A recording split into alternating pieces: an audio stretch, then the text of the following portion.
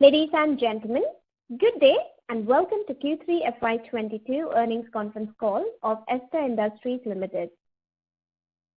As a reminder, all participant lines will be in the listen-only mode, and there will be an opportunity for you to ask questions after the presentation concludes. Should you need assistance during the conference call, please signal an operator by pressing star then 0 on your touchtone phone. Please note that this conference is being recorded. I now hand the conference over to Mr. Gavin Lisa from CDR India. Thank you, and over to you, sir. Thank you. Good day, everyone, and a warm welcome to Ester Industries Q3 and 9-month FY22 Analyst and Investor Conference Call. We have with us today Mr. Arvind Singhania, the Chairman, and Mr. Pradeep Rustagi, the Executive Director, Corporate Affairs. We will begin this call with opening remarks from management, following which we will have the floor open for an interactive Q&A session. Before we begin, I would like to point out that some statements made in today's discussions may be forward-looking in nature, and a note to this effect has been sent to you earlier. We trust you've had a chance to go through the communications and financial performance. I would now like to invite Mr. Singhania to make his opening remarks. Over to you, Arvind. Thanks, Gavin, and thank you everyone for joining us today. I have alongside me Mr. Pradeep Rustagi, our Executive Director, Corporate Affairs. I will begin the call with a brief overview of all our businesses, post which Pradeep will walk you through our financial performance for the quarter.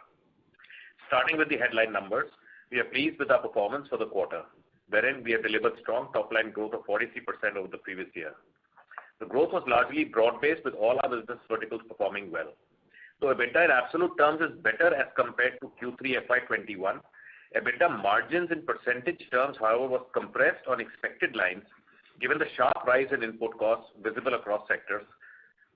Eliminating the impact of increase in feedstock prices from raw material consumption and sales value, EBITDA margins during Q3 FY22 would have been about 26%. Moving on to individual businesses, starting with specialty polymers. As I have been indicating, demand momentum continues to remain strong, as can be seen by our volumes for the quarter, which enhanced by 59% over the previous year. Sequentially as well, we have seen a volume growth of 8%. Product offtake for both new and existing products remains strong, reflective of the underlying demand for the products. Sales of our marquee product MB03 remain strong, with volumes of 305 metric tons for the quarter as against 88 metric tons during Q3 FY21 and 240 metric tons during Q2 FY22. We expect this trend to sustain. Despite higher sales volume, our margins for the business though were marginally impacted on account of product mix not as good as the last quarter. As most of you know, specialty polymers is largely export dependent, and the overall margin profile varies with regards to customer mix, geography mix, etc. Sales of innovative PBT stood at 164 metric tons in the quarter as against 250 metric tons during Q3 FY21 and 284 metric tons during Q2 FY22. Innovative PBT is manufactured by us for a global chemical leader. Basis orders in hand and forecasts received from the customer, we expect to match the performance of last year and achieve significantly higher sales in both volumetric and value terms in FY22-23. Besides the legacy product, sales of our newly introduced products as well continue to remain strong. We are confident of scaling up the volumes for both existing and new products over the coming years, as well as given the strong demand we are seeing from our customers. Volumes of LMC03 as well, for which we recently started commercial sales, are picking up, and we are hopeful of seeing good volumes from this product over the next 2 to 3 years. Lastly, we are also close to achieving techno-commercial qualifications for our innovative product MB16. Steady pickup in volume for such products will help us significantly scale up revenue from this business. Moving on to the film business, Q3 witnessed yet another solid performance from the business and revenue expanding 35% over previous year and 15% over the previous quarter. Demand momentum remains steady, helping sustain the volume run rate. Domestic demand, as we have been indicating, is growing at circa 11 to 13% on an annual basis, which augurs well for the business on a medium to long-term basis. In the near term, though, demand supply may be slightly skewed in favor of the latter, with excess supply hitting the market, in turn exerting pressure on the realizations and margins. Our volume for the quarter stood at 14,248 metric tons as against 14,299 metric tons in the corresponding quarter last year, and 14,591 metric tons for Q2 FY22, translating into a marginal dip. Despite the low volumes though, Consequent to higher feedstock prices, selling prices on a sequential basis have improved. Higher proportion of value-added products also contributed to higher realizations. We are working, as we said, towards increasing the share of value-added products, and I'm happy to report that we have been making steady progress towards that. The share of value-added products during the quarter stood at 23% compared to 20% during the previous quarter and Q3FY21. Our aim, as we have hinted earlier, has been to increase the share of high-margin products to 30% of the overall product mix, and we are well on track towards attaining that. We are confident that the better product mix will help us sustain the overall profitability of the business. Commissioning of our new 48,000 ton per annum plant in Telangana in October should help us further scale up the growth and profitability profile of the business. Moving on to our engineering plastics business, Q3 was a good quarter for the business with good revenue momentum. Our volume for the quarter stood at 2,910 metric tons as against 4,420 metric tons during Q3FY21 and 2,974 metric tons during the previous quarter. Reduction in volume is vis-a-vis previous quarter is mainly on account of lower demand for OFC grade engineering plastics. Volatility in OFC volumes quarter to quarter is a regular phenomenon. Though demand for EP compounds improved in the festive months of October and November 21, the slowdown in auto sector, especially two-wheelers, impacted demand in the month of December. Better pricing and margin environment resulted in higher profitability for the business as compared to Q3FY21. EBIT margins for the quarter stood at 21.3% as against 19.1% during Q3FY21 and 23.7% registered during previous quarter. Higher margins during the current quarter were despite having limited holding of low-cost inventory. Akin to pill business in EP as well, our objective is to improve product mix by increasing the share of value-added products. We are also confident that the relocation of the unit will not only help us better serve our customers, but will also help us in sustaining margins by lowering operating and logistics costs. To conclude, I would just like to state that all our businesses are well positioned to embark on their next growth phase. Specialty polymer has revived well on expected lines after a challenging year. Demand momentum for legacy products remains strong, while newly introduced products as well have been garnering favorable response from the clients. Product pipeline as well continues to remain encouraging, giving us the confidence of sustaining the momentum over coming years. Pill business as well continues to perform well. Demand in both domestic and export segments remains steady, helping sustain the volume momentum. Realizations as well are expected to remain steady in the medium to long term, although in the near term, though one can expect some pressure owing to excess supply. Besides favorable macros, our efforts towards improving product mix by increasing the share of value-added products and commissioning of new units should help us improve the margins and profitability trajectory of the business. Engineering plastic business as well is expected to perform well, supporting the film and specialty polymer businesses. EP has seen a sharp revival in the last 6 quarters owing to shortage of feedstock material, increasing prices of feedstock and revival in demand post first wave of COVID-19. We expect the trend to sustain in the near term. Furthermore, the relocation of the unit should also help us in sustaining the profitability and margin profile of the business. That concludes my opening remarks. I now hand over the floor to Pradeep to walk you through the financial performance. Thank you. Good evening, everyone, and thank you for joining us today. I will quickly walk you through our financial performance for the quarter and 9 months ended December 31st, post which we can begin the Q&A session.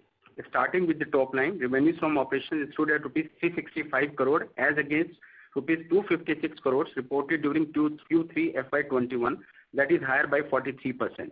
On a 9-month basis, revenues stood at rupees 1017 crores as against rupees 695 crore, higher by 46%. The growth has been largely broad-based as all the businesses have seen good traction in their revenues. EBITDA for the quarter stood at rupees 64 crore as against rupees 58 crore generated during the Q3 FY21, higher by 10%, while on a 9-month basis, the same stood at rupees 187 crore as against rupees 183 crore generated during 9 months FY21, higher by 2%. Margins in percentage terms, though compressed during the period under review, largely owing to sharp increase in input costs and freight expenses. Finance cost for the quarter stood at rupees 6 crores as against rupees 4.7 crore outgo reported during Q3 FY21. While on a 9-month basis, the same stood at rupees 16.3 crores as against rupees 13 crores outgo reported during 9 months FY20.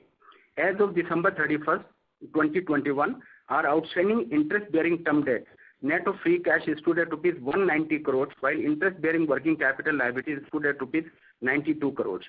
Interest-bearing debt net of free cash as a multiple of annualized EBITDA remained at a comfortable level of 1.13 as of 31st December 21. We are committed towards maintaining prudent debt equity level and will not jeopardize our balance sheet at the cost of growth.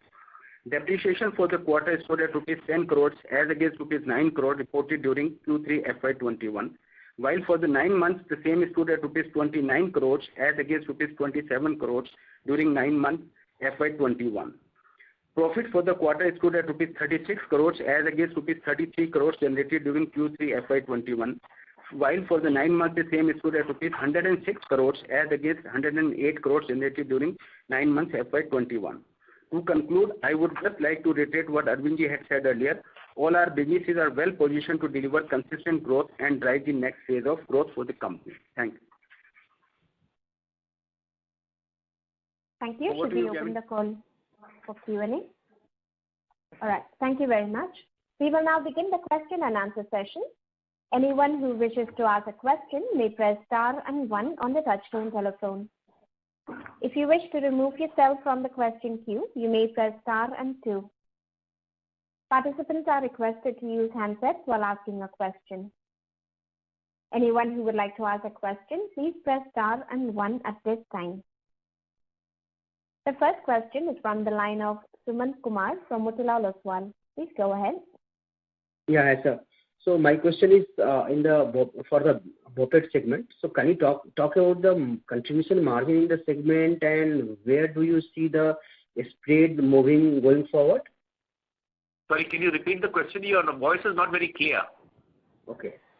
So I'm talking about the contribution margin in BOPET segment and how is the spread is going to move forward? BOPET film. You are talking of the value addition or the contribution margin in BOPET film business? Yes, yes. And the spread? Yeah, so spread is nothing but value addition, which is the selling difference between selling price and raw material cost. So in the September 21 quarter, it was for a 12 micron Corona film, it was 36 rupees. December it was improved to 46, and currently it is in the range of 62 to 64 rupees a kg. Okay. So do you think this spread, the moderation in the spread from this level? I'm sorry, your voice is not clear at all. I can't hear you. Are you on a speakerphone? Can you use handset? Yes, Mr. Kumar, can you please come on the handset mode if you are on speaker? So my question is, do you think this spread is going to sustain? What kind of moderation you are looking is going to be happened in the coming quarter? In the medium to long term, the margins will remain healthy, although in the short term, with the startup of some new capacities, it could moderate a little bit. Okay. So this, see your other competitor is also talking about the supply side. So can you talk about the supply in the industry, where the supply is going to come and how much, whatever we have seen a volatility in the business and the margin is in the higher side. So from here, how much supply is going to come and what kind of moderation you can see in the margin? So in this year, we expect about 3 lines to start up, 3 to 4 lines, including ours, which is a total capacity of about 120 to 150,000 tons per annum. Of course, when a line starts up, it doesn't start producing 100% straight away. So it always takes a few months for capacities to build up. So on an average, this year you could see, if nameplate capacity is 150,000 tons, you could see additional capacity of about anything between 80 to 100,000 tons in effect, coming into effect this year. 22-23. In 22-23. Okay. So in that case, you see the supply is going to hit the realization as well as the margin. Yes, there may be some moderation in the margin. Okay. But there is a healthy demand growth in the film business. Okay. And of course. Thank you so much. Thank you. The next question is from the line of Alpesh Lat from Dolat Capital. Please go ahead. Yeah, hi. Good evening. I just had two questions. One is regarding the specialty polymer segment. We have seen a decline in sequential margins. So is it mainly because of lower share of IQBBT, or is there any other reason for the same? And do you see the margin contraction going forward as well? No. There is no margin contraction going forward. It's just this is an aberration because of product mix. Every quarter doesn't have the same product mix. Sometimes the product mix may be a little more favorable than the other quarters. That's why you see this. It's the variation rahegi hardam in Okay, fine. And my second margin, because margins here are pretty much fixed in all the products. Rupees per kg is fixed. It's fixed.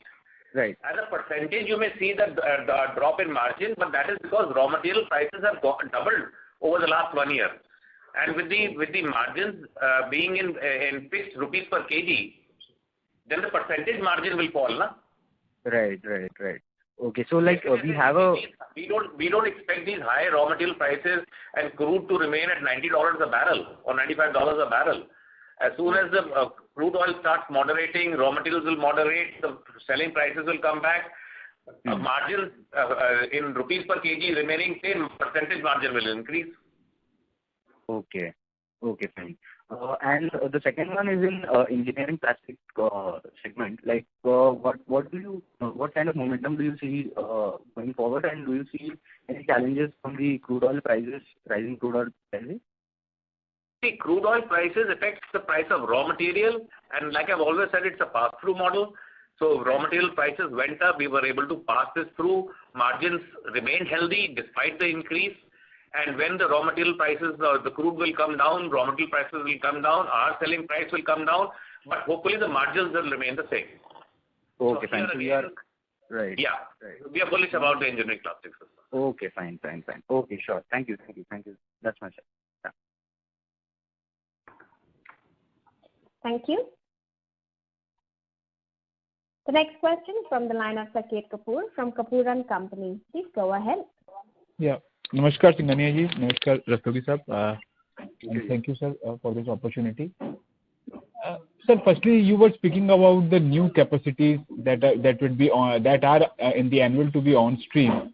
So if you could give more color, what kind of in volume terms and from which geographies are these capacities going to be? Geography of India hai. The capacities are coming up in India. कुछ जैसे हमारी south में आ रही है. There are some coming in the north, some will be in the central part of India or western part of India. Total capacity increase expected. Nameplate capacity increase is going to be about 130 to 150,000 tons. इसका actual effect in terms of volume terms in this next financial year in FY23 should be in the region of 80 to 100,000 tons of additional capacity in practical terms. Okay, sir. And globally, how things are in the pipeline? What kind of capacity addition we are seeing on the global scale? On the global scale, most of the capacities are coming up are in China. So China is no threat to us. Right, sir. Sir, if we look at the size of the market and the import that the country takes, how is the dynamics going to change post this expansion? Firstly, the incremental demand, and secondly, the what percentage is imported in the country? Very little is imported into the country. Imports are negligible. We don't have an import threat. Okay, so then how is this capacity going to get exhausted? What is the incremental demand, and what kind of additional capacity then will be in the system, sir? Yeah, so the additional capacity will get used up because of the increase in domestic demand, which is about 11 to 12% or 13% per annum, and plus global demand is growing at about 5 to 6%. So there will be exports will increase, and it will get consumed with the increase in domestic demand and global demand. Thank you. I would request Mr. Kapoor to rejoin the queue for follow-up questions. The next question is from the line of Sachin Kasera from Swan Investments. Please go ahead. Yes, sir. Sir, one question regarding this capex and debt. So if you could just explain this slide number 30, this total capex including is 587 crores? Yes. And how all of these for quality? That is in the subsidiary Ester Film Tech, the project coming up in Telangana. Wholly owned subsidiary. Hello? Yes, sir.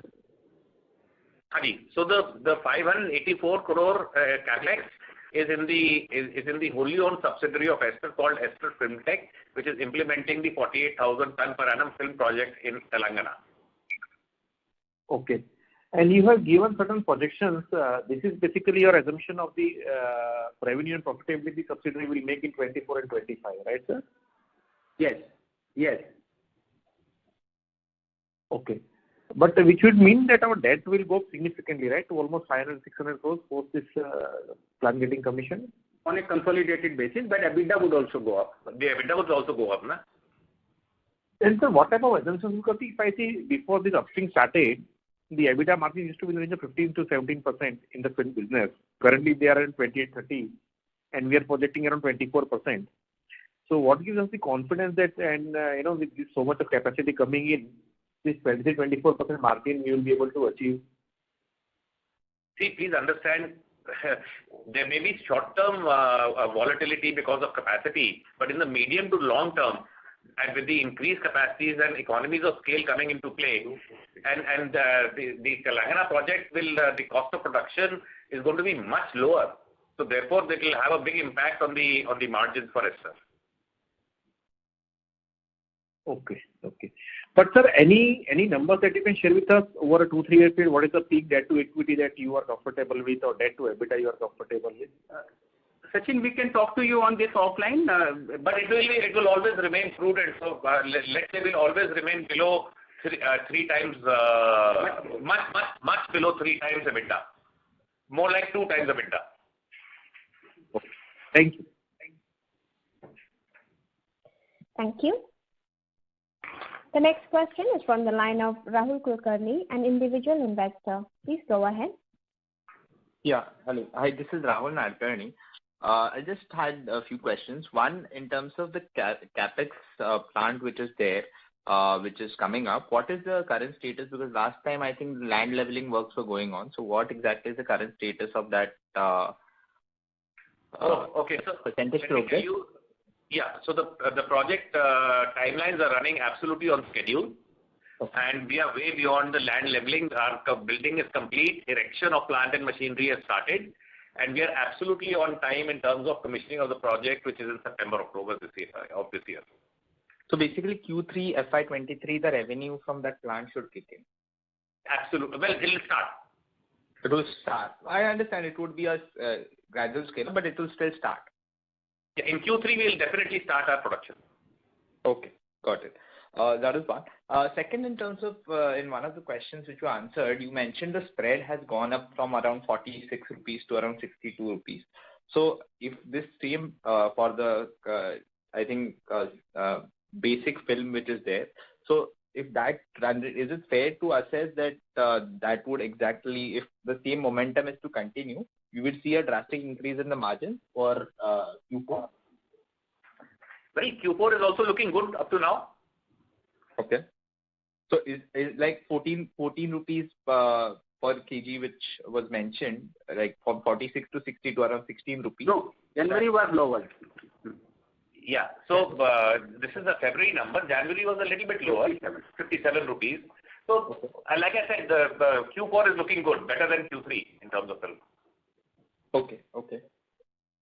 And for that, you mentioned that freight rates were also the reason. So how are, from export point of view, how are the freight rates now? Have they reduced?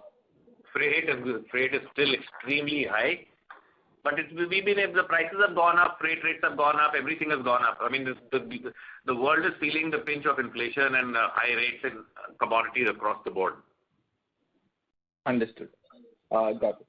In terms of specialty polymers, you mentioned that the product mix has been one of the reasons for the slight change in the margin. So in terms of this innovative PBT, which I could see in terms of drop in terms of volume, is this innovative PBT, we had a contract renewal which was supposed to happen. So has that contract been renewed, or do the margins, do the volumes continue from that player irrespective of the contract? No. We discussed with them. There is no need for contract renewal. They're buying. They've given us a forecast, and this year our volumes will be similar to last year, and next year we hope to almost double it. But any specific reason why there was a drop seen on a year-on-year basis? It's not really a drop. It is virtually the same. If you annualize the 9 months data, you will get the same number as we achieved last year. There's no drop. In the 9 months, we have done 792 as against 1042 last. Are there? Sorry? Annualized number remains more or less similar, but there would be quarter fluctuations based on requirement of the customer. And they are increasing volume, and they have given us a clear indication that next year's volume will be substantially higher than this year. What is it possible to mention? What is the FY23 estimate volume for innovative PBT? 2,000 tons plus. 2,000 tons plus. Okay. And what did we do in FY21? Close to 1,050. 1,000 to 1,050. Okay. So expected. And what has been the 9 month number for innovative PBT? 792 tons. 790. So broadly, we are looking at doubling. That's what the broad. That's the indication that we've been given. Okay. And when just one last question on the engineering plastics plant. So when are we looking to complete that shifting to the new place, which will improve the margin? It should be over by about August, September. 22. Yeah, correct. So, land has already been acquired. Understood. So again, for that also the Q3 numbers should reflect, should result in the improvement in margins for that. Q3 you start seeing the difference, yes. Okay. And how much is it quantifiable? What broad level of impact it has? I think just the shifting should improve the EBITDA margins by anything between 1 to 2%, just because of shifting. Okay. Because saving in logistics cost. Okay. And you were doing some capex also for the engineering plastic, if I'm not wrong. So where are we on that? The shifting, the engineering plastic business is being shifted. Okay, so there will be capex involved, and we are increasing capacity also by another extruder. Okay, so when would that be completed? That's what I said, August, September. Okay. So the shifting and the additional extruder, both going will together. Happen. Okay, they're happening together. Understood. Yeah. Okay, so only shifting will result into 1-2% increase in margins, and obviously whatever extra you can sell because of the additional capacity, that would result in the additional revenue and margin. Additional revenue or additional margin, yes. Yes. Margin. Okay. Yeah. Thank you so much, and congratulations on great set of results. Thank you. Thank you. The next question is from the line of Sachin Kasera from Swan Investments. Please go ahead. Sir, regarding the share of value-added products in the film segment, if you could tell us a bit, I think in 2 years between 2020 when it came down, this year again it has gone up. So how do we see this share of value-added in this FY23 and post the commissioning of new plants? What is the type of plans in terms of increasing share of value-added products? Can you just please repeat once? I'm not very clear with your question.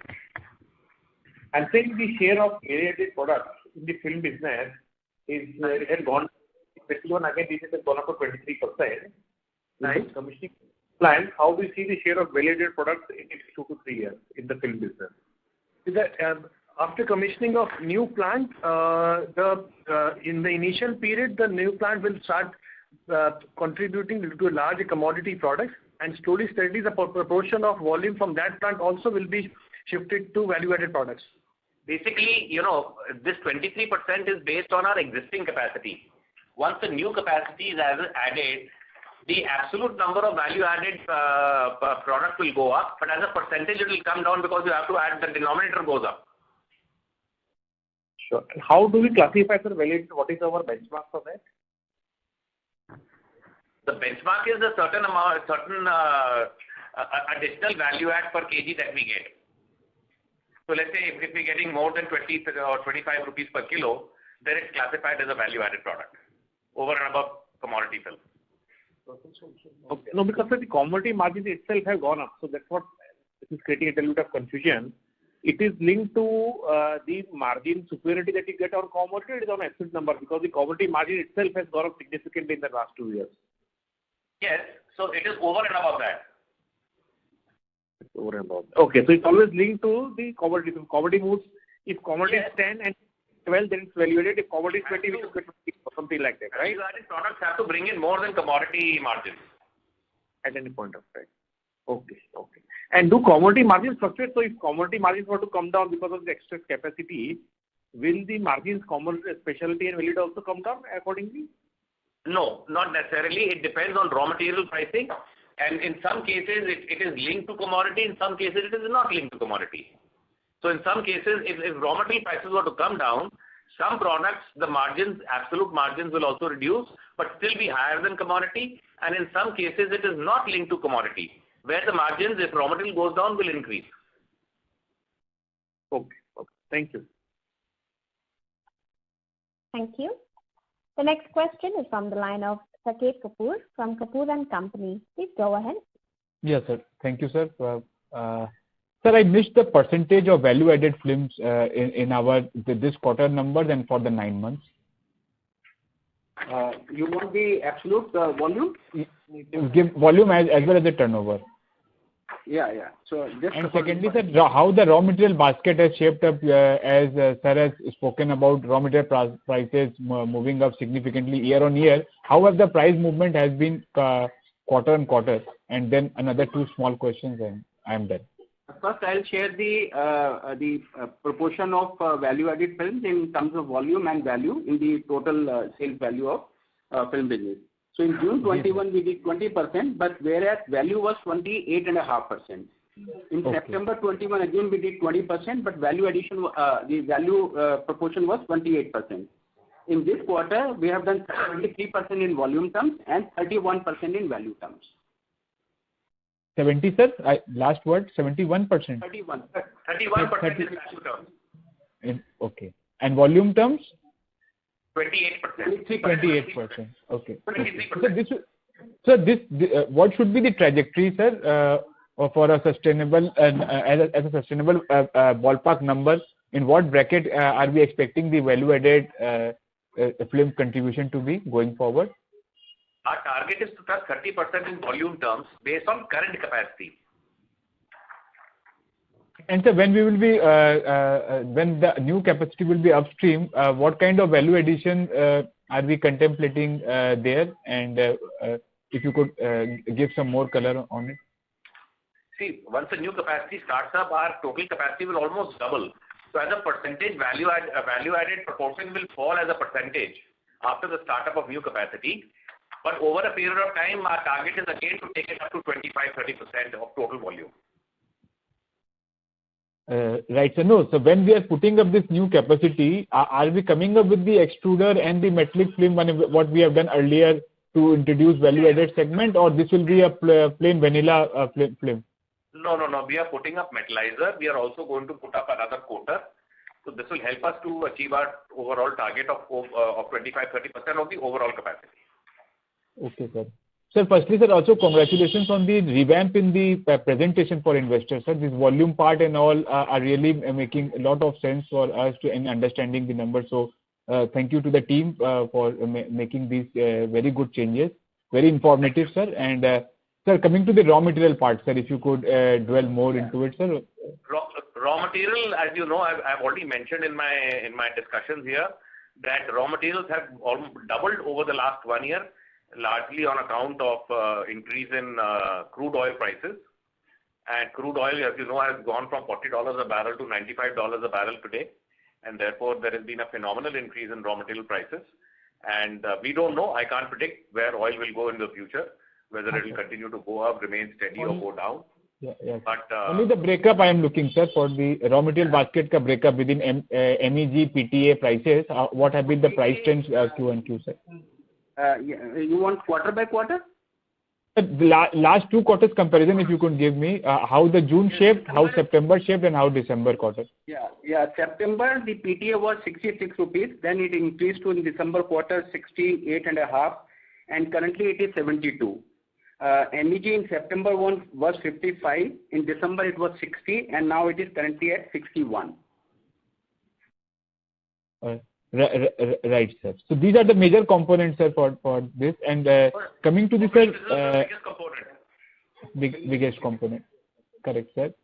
Sir, I missed your point when you explained that even on the higher volumes, the margin for the film segment. So what was the key reason? Is it only the product mix part which you have explained, or any other thing, sir? When we look at the volume numbers, even when we look the numbers for say quarter 2 to quarter 3, the volumes have dipped by I think so from 14,000. This is for hardly any dip. It was almost the same. Yes. Yeah. Margins in absolute terms have improved, but as a percentage have gone down because of increase of raw material. Okay. Right, sir. And sir, lastly on this, our engineering plastic segment, sir, what is the update on the relocation, sir? And are these numbers are sustainable, sir? Earlier we were. I've already answered that question. Oh, that very the sorry, relocation sir. is going on well. It will be finished by August, September. Okay, and these margins are sustainable over a period of time. Now we are building on these margins, sir. If we take every quarter numbers, we are seeing improvement, and also so on a longer term horizon, what should be the base margin, sir, for this segment? I think the margins, we're expecting these margins to sustain over the short to medium term period. Okay, so because sir, what if I can recollect, sir, earlier it was, I think so, the shortage and or because of the pandemic effect that we started posting these higher margins of 20% for this engineering segment, plastic engineering, and at that time the effect of COVID has not gone as yet. The world Yes, is sir. still facing the effects of COVID. Freight Right, rates sir. have tripled or quadrupled, raw material has doubled. I mean, if you see across the board, across all commodities, across all sectors, whether it's steel, whether it's cement, polymers, anything and everything, the prices have gone through the roof. So COVID effect has still not finished. COVID may finish very soon, I'm hoping, but the effects of COVID may last for a while. Correct, sir. So just to sum up, quarter 4 as of now, barring I think so the January month, which Rastogi Sahab has also articulated, is shaping up better, and we can look forward for similar or better volumes in all the segment for Q4 and ending March 2022. I will just say that Q4 is looking better than Q3. And that's it. I don't want to elaborate. Right. Yes, sir. Only on the volume and the utilization level, sir. Are we contemplating better volumes for? I think at the end of the day, what matters is profitability. Correct. And the profitability looks better in Q4. Correct. As of now. Correct, sir. And lastly, sir, on the net debt number, sir, if you could share, what are the net? The debt is about 280. Working capital and term loan put together is close to 280 crores. As of today. As of 31st December 21. Okay. And how much has been drawn for the new plant at Telangana, sir? That is in the subsidiary. So you give me the net consolidated number, sir. Consolidated is 280 plus 46 plus 200. Close to 500 crores. Okay. For the project in specific, sir, how much have been drawn, and how is the capex planned for the next year? For the wholly owned subsidiary, we have drawn so far 250 crores. Okay. Foreign currency and rupee debt put together. Okay. And what will we be closing this year, sir? For March, कितना draw कर लेंगे? But I think you should not count the debt of the subsidiary, because that's a plant under commissioning. That's operative. That's work in progress. That should not be looked at this stage. That the right time would be the March of 23. Okay, sir. But on a whole basis, sir, it will impact the numbers. Even in CWIP also, it will create, it will be lumpy figure over a period of time when the things will get capitalized. But we will get a fair idea of how things are shaping up. That was the reason for the same. Fair enough. Yeah. Thank you, sir, for answering all the questions, and thank you again for the presentation, sir. We hope, looking forward for a good trend to continue, sir. Thank you. Thank you again. Thank you. The next question is from the line of V. Surendra, an individual investor. Please go ahead.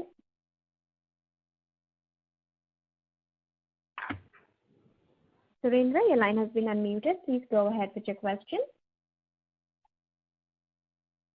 We would request you to unmute yourself from your handset and ask your question. Surendra, please unmute yourself and ask your question. There seems to be no response from this line. Ladies and gentlemen, you may press star and 1 to ask a question.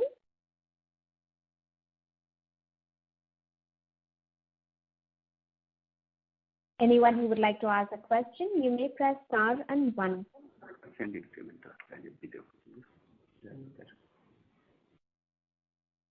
As there are no further questions from the participants, I now hand the conference over to the management for closing comments. Thank you everyone for attending this earnings call for Q3 FY22, and I look forward to seeing you for the next earnings call for the full year of FY22. Thank you very much. Thank you. On behalf of Ester Industries Limited, that concludes this conference. Thank you for joining us, and you may now disconnect.